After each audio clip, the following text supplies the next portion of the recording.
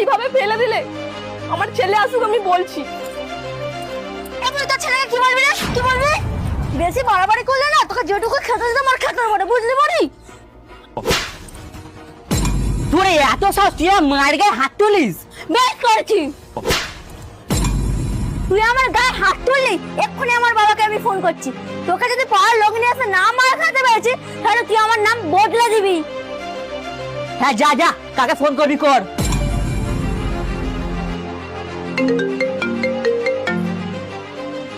হ্যাঁ মা বল।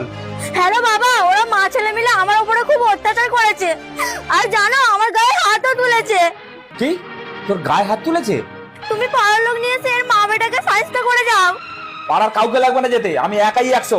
আমি 10 মিনিটের মধ্যে যাচ্ছি, তুই একটু দেরি কর। ঠিক আছে। আমার বাবা এক্ষুনি আসছে, তোর মা বেটাকে কিভাবে সাহায্য করতে হয় দেখবি এখন।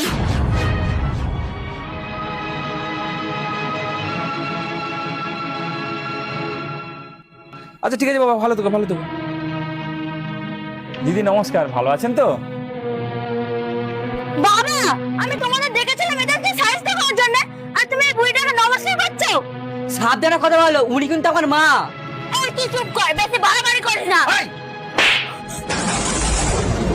বাবা, তুমি এদেরকে না মেরে আমাকে মারছো।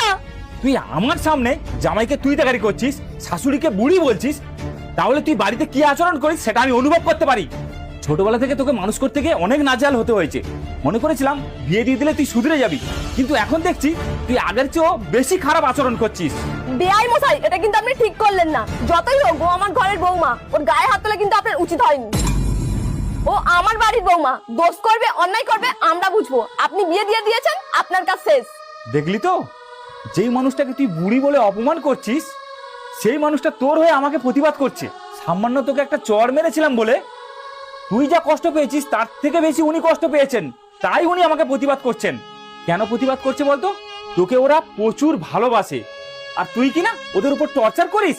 ছি মা ছি। আমার শেষ কথা শুনে রাখ, আমাদের সাথে যদি তুই সম্পর্ক রাখতে চাস তাহলে তুই এক্ষুনি শাশুড়ির পায়ে ধরে ক্ষমা চা, আর তা যদি না পারিস কোনোদিনও আমার বাড়িতে আর যাওয়ার চেষ্টা করবি না। বাবা, তাহলে যা বলেছি তাই কর। মা আমাকে ক্ষমা করে দিন। ঠিক আছে বৌমা, আমি তোমাকে ক্ষমা করে দিয়েছি, এবার ওঠো। দিদি আসলাম। মা ভালোভাবে সংসার করিস, আসছি।